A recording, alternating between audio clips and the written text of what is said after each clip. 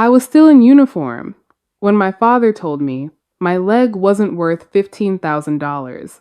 The doctor had just said the word disability, not as a threat, but as a fact. If surgery didn't happen soon, my phone was pressed to my ear, my boot half unlaced, my knee swollen so badly, the fabric strained. On the other end of the line, my mother sighed. Gregory calmly explained that their new $120,000 luxury RV made my $15,000 surgery impossible. Stephanie dismissed my future limp as a necessary lesson. Drop a comment and let me know where you're listening from and what time it is for you right now. I'd love to know who's part of our community. I didn't cry. I didn't ask why. I didn't even give them the satisfaction of hearing my breath hitch. I just pulled the phone away from my ear and stared at the dark screen until the reflection of the flickering locker room lights settled into the glass. The air in the Chicago Fire Rescue Station usually smells like old coffee and wet soot, but in that moment, it felt like oxygen was a luxury I couldn't afford. I leaned my head against the cold metal of locker number 42 and let the silence sink in. Anger wasn't loud this time. It was clinical. It was a sharp, focused needle of ice that pinned my soul to the reality of who my parents actually were. Gregory hadn't been making a request, and Stephanie hadn't been offering a motherly perspective. They were closing a business deal. Where my mobility was the overhead, they decided to cut. I looked down at my knee. It was the size of a small grapefruit now. The skin stretched so tight, it looked like polished marble, marbled with deep, sickening shades of indigo and sickly yellow. The fabric of my uniform trousers was strained to the point of tearing. This was the body I had used to carry strangers out of burning high-rises. This was the body that had sprinted through alleyways to reach cardiac patients before their hearts gave out. And according to the two people who brought me into this world, this body, my career, my future, my ability to walk without a cane for the next 50 years wasn't worth $15,000. Not when there was a $120,000 luxury RV sitting on a lot in the suburbs with their names on the title. I rubbed my eyes, trying to summon regret or a sense of loss, but there was only clarity. This wasn't a family crisis. It was a balance sheet. For 27 years, I'd been the silent investor in their version of family. I was the one who never missed a shift, never caused a scene, and always handled the boring stuff so they could live in a state of perpetual abundance. I realized then that my relationship with them had been a subscription one where I'd been footing the bill while they enjoyed the premium features. My compassion had been a luxury they'd overdrafted for years. With one hand, I unlaced my left boot, the movement sending a jolt of fire through my shattered ligaments. With the other, I reached into my bag and pulled out my tablet. I didn't hesitate. I didn't pray for them to change their minds. I logged directly into the property tax management portal, a system I had managed for them since I was 22, because Gregory couldn't be bothered with passwords, and Stephanie thought the interface was too aggressive. I was the administrative backbone of their existence. I was the reliable one who ensured their nest egg stayed safe while they focused on their optics. As the portal loaded, I thought about the trap of normalizing cruelty. Gregory and Stephanie weren't acting out of a sudden moment of madness. They were following a long-established logic. To narcissistic managers of family resources, children aren't humans. They are depreciating assets. When an asset requires a major repair, like a $15,000 surgery, you don't fix it if the return on investment doesn't immediately serve your current lifestyle. They had already written me off in their minds. I was the daughter who always figured it out. So, in their logic, I didn't actually need the $15,000. I was just an inconvenient expense. The screen glowed with the details of the family communal fund, an account I'd built up for them over years of precise budgeting and redirected earnings. There was exactly $42,850 in there. It was earmarked for property taxes, emergency repairs, and the security they bragged about to their neighbors. My finger hovered over the withdrawal button. This wasn't revenge, it was accounting. I was simply liquidating my position in a failing venture. I clicked transfer total balance. I moved every single cent into my own private, high yield savings account, an account they didn't even know existed. I watched the numbers on their screen drop to zero. It was the most honest those accounts had looked in a long time. Inside that locker room, my tablet was the only thing giving off light, and it felt like a different kind of sunrise, the kind made of facts, numbers, and quiet retribution. They weren't going to be shocked by what they'd done to me. They were going to be shocked that I had finally stopped playing along. I closed the portal and shut the tablet. The click of the case was the last sound I wanted to hear from their world. I was still a first responder. I knew how to triage a disaster. And the first step of survival is cutting off the dead weight before it pulls you under. $2,500. It was sitting in an envelope on my coffee table, crumpled and smelling of burnt steel and diesel. Jackson didn't look at me when he set it down. He just stared at his own hands, hands that were permanently stained with grease and cross-hatched with thin, white welding scars. He looked like he hadn't slept in a week. Jackson worked at a custom rig shop on the south side, pulling 60 hours a week under a hood, breathing in fumes just to keep his head above water. He had no savings and no safety net, but he had this. "I sold the rig, Liv," he said, his voice as rough as sandpaper. "All of it. The torch, the tanks, the trailer. I need you walking." I stared at the envelope. My parents had a $120,000 luxury RV sitting in their driveway, and they couldn't find a single cent for my $15,000 limb salvage surgery. My brother had nothing, and he gave me everything. I took the money, not because I needed those $2,500 anymore. I already had $42,000 sitting in a private account, but because I needed to remember the weight of it. I needed to remember who showed up when I was bleeding. Jackson squeezed my shoulder and left, his gait heavy with the kind of exhaustion that isn't solved by sleep. As the door clicked shut, my mind began to replay the scenes I'd tried so hard to delete.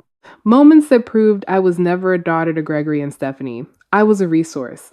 I remember 2 years ago, Madison needed a brand building retreat in Tulum, $15,000 for a month of yoga, filtered photos, and influencer networking. My parents told me it was an investment in her future. Gregory looked me in the eye and asked me to cover the gap because my rescue shifts paid so well.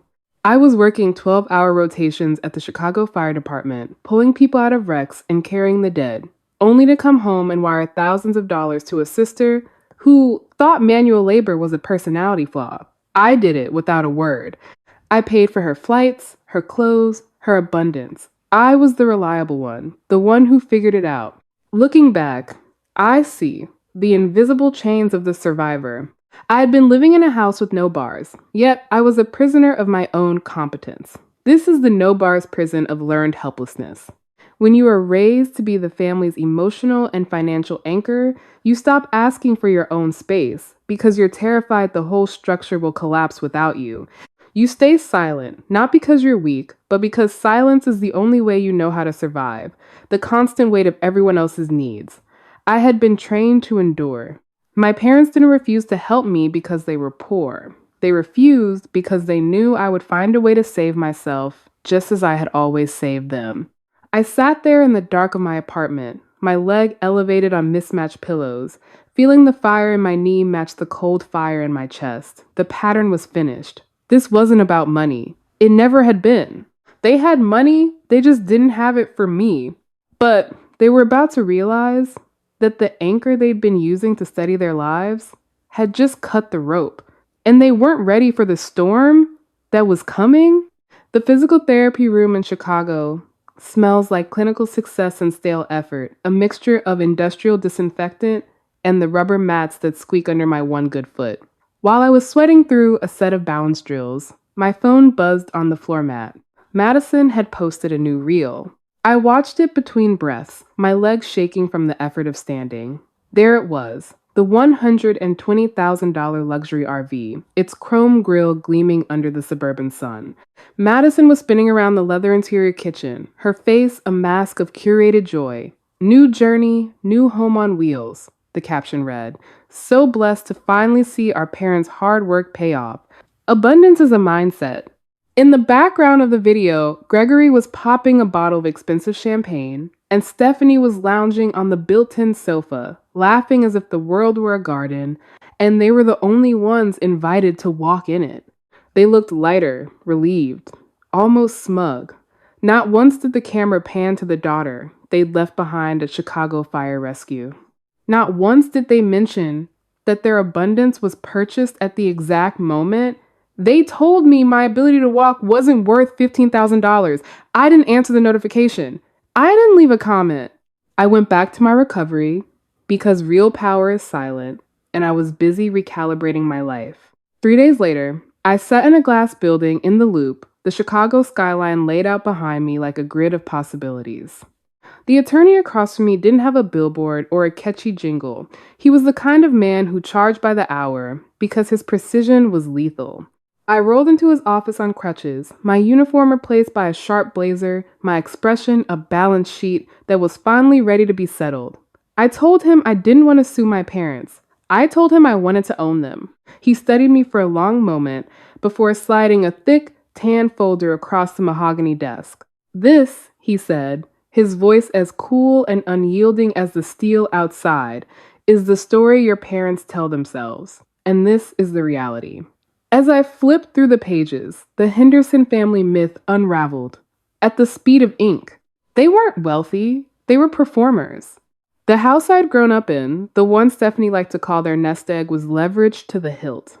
They had refinanced it more times than I could count to cover the $15,000 investments they'd poured into Madison's failed influencer retreats. They were 90 days behind on property taxes, and the mortgage was on the edge of foreclosure. The $120,000 RV wasn't even paid for. The down payment had been pulled from a high-interest credit line that assumed future income they didn't have. Gregory and Stephanie were drowning in a sea of leveraged debt, and the only thing keeping them afloat was the fact that no one had bothered to check the plumbing. "They're pretending," the lawyer said calmly. I stared at the numbers until they blurred. They had refused me $15,000 for my limb salvage surgery, while setting fire to tens of thousands more, just to preserve the illusion of status. My parents had overdrafted my compassion for the last time. I looked up at the attorney. "Accountability Holdings," I said, naming the shell company we had discussed. "Let's start buying. I want every toxic cent of their debt transferred to me by Friday." The audit didn't just reveal a mess. It unearthed a crime. My lawyer, the man who traded in glass and silence, leaned back in his leather chair and tapped a single sheet of paper with his fountain pen. "This is the $120,000 down payment for the RV," he said. "I followed the paper trail back to a closed account in your name. I felt my pulse slow down, becoming as steady as a metronome. I hadn't had a closed account since my grandmother passed away." The lawyer slid a copy of a life insurance claim across the desk. It was for $100,000, the legacy my grandmother had left specifically for my trauma and education fund. I remembered her hands, papery and soft, holding mine when I was 10, promising that no matter what happened, I would always have a safety net. I never touched that money because I wanted to prove I could make it on my own merit at the fire department. "Look at the signature, Olivia," the lawyer said. I looked. There it was, my name, written in a cursive that tried too hard to be mine. But the loop on the O was too tight, and the V didn't have the sharp tail I developed under the pressure of signing rescue reports. It was a forgery. My parents hadn't just refused to help me. They had stolen the very help that was already mine. They'd forged my identity while I was in the hospital, counting tiles on the ceiling, trying to figure out how to count backward from 10. Anger wasn't a fire this time. It was a freezer burn. They hadn't just prioritized their luxury over my leg. They had harvested my future to buy their abundance. This was the kill shot. There was no longer a path to redemption. They weren't just ungrateful. They were criminals. My relationship with them hadn't just been an overdrafted subscription. It was a long-term embezzlement scheme, where I was the victim and the bank. "What would you like to do?" the lawyer asked. "File a report?" "Not yet," I replied. I wanted the full weight of the collapse to be mine, to manage. I want to own the debt first. Over the next 48 hours, Accountability Holdings LLC moved with the efficiency of a high-speed trade. Banks don't love toxic leveraged loans. They love liquid assets. We approached the institutions holding the mortgage on the suburban, colonial, and the high interest line of credit for that chrome plated RV. I bought their failure for 70 cents on the dollar. I didn't do it out of greed. I did it for clarity. I was no longer the disappointment or the backup plan. I was now the entity that owned their roof, their transportation, and their fragile sense of stability. They were sitting in a house I owned, celebrating their savvy restructuring with champagne I effectively paid for, while I sat in my small apartment, nursing a knee that was finally starting to hold my weight. They thought I was the one learning a lesson in responsibility, but I was the one drafting the syllabus for the reckoning that was coming. I stood up from the mahogany chair without using my crutches. My leg held. It was a sharp, clean kind of pain, the kind that tells you the structural integrity has been restored. I walked to the window and looked out at the city. Somewhere out there, Gregory and Stephanie were probably looking at RV maps, planning their next escape. They had no idea they were already out of time. The invitation to the private lunch club downtown was framed as a routine compliance review and a potential expansion discussion. Gregory and Stephanie arrived 20 minutes late, exuding the kind of unearned confidence that only comes from living on someone else's dime. Madison was with them, her phone out, probably looking for the perfect angle to document their latest win. They didn't look worried, they looked irritated. To them, the rules were just suggestions for people who weren't as savvy as the Hendersons. I was already seated when they were ushered in by the British intermediary who had been my company's public face. The room was all polished oak and silent authority, smelling of expensive espresso and the cold weight of pending consequences. My chair was turned toward the window, overlooking the gray, churning waters of Lake Michigan. "Where's the senior partner?" my father asked, his voice booming with a hollow authority that didn't belong to him anymore. "We don't have time for junior staff, or more paperwork." I slowly rotated the chair to face them. The silence that followed was heavy, pressing the air out of the room, until the only sound was the faint hum of the climate control. Madison's curated smile collapsed, like a failed business venture. Stephanie's face drained of color, turning a sickly shade of parchment. Gregory just stared, his mouth opening and closing, as he searched for a version of reality where his worthless burden of a daughter was the person behind the mahogany desk. "Hello," I said. My voice was level, clinical, a balance sheet that had finally found its equilibrium. "Mom, Dad, Madison." "This is a joke," my father surged forward, his face turning a dangerous shade of crimson. "Some kind of sick stunt." "Olivia, what are you doing here?" "I'm the owner," I replied. The words landed exactly where I'd aimed them, sharp and final. "I'm the entity that bought your toxic debt. I'm the landlord of the house you're living in. And I'm the holder of the note on that $120,000 RV you're so fond of." "You tricked us," my mother whispered, her eyes darting around the room, as if searching for an escape hatch.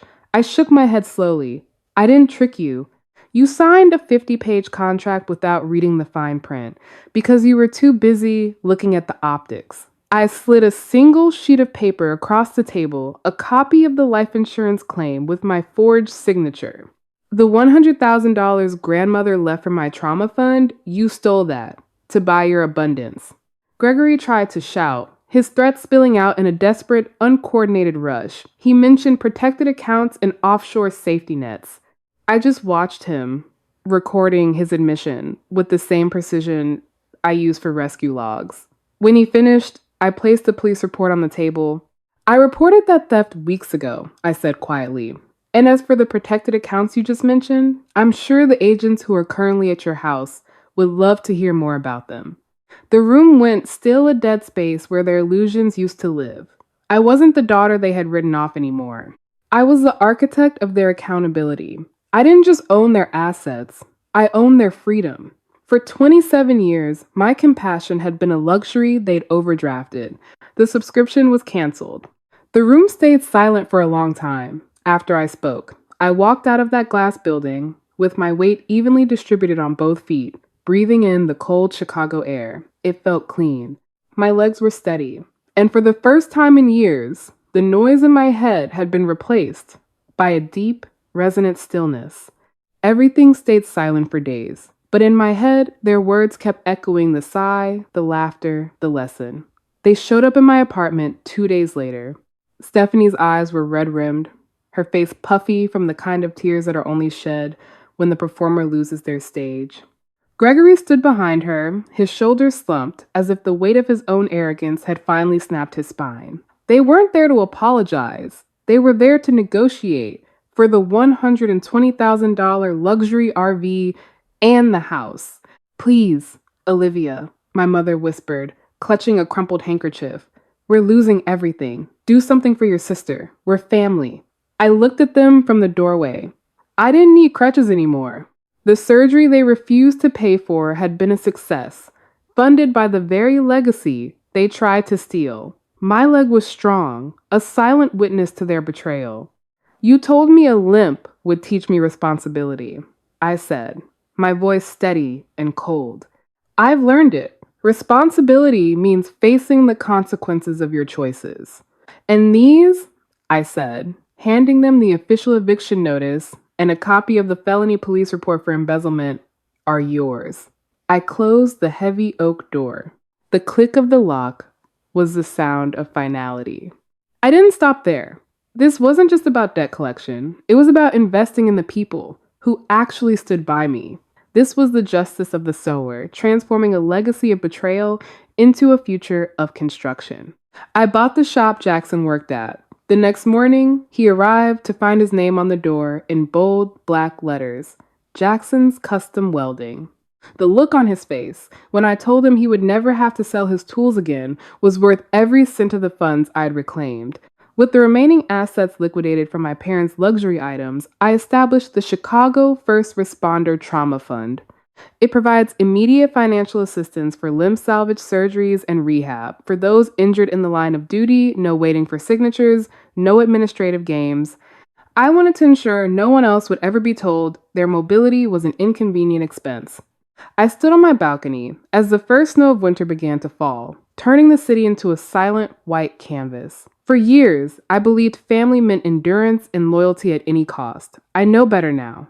Family is who shows up when there is blood on the floor. It's not about DNA. It's about who refuses to let you bleed alone. Some might say I went too far. I say I stopped saving people who were busy drowning me. I can walk without pain. I can sleep without noise in my head. And for the first time in my life, I am exactly enough. If this story stirred something in you, if you've ever been the dependable one told to endure because you always could, you're not alone. Do you think I went too far or just far enough? Leave a comment below and share this with someone who needs to find their own voice.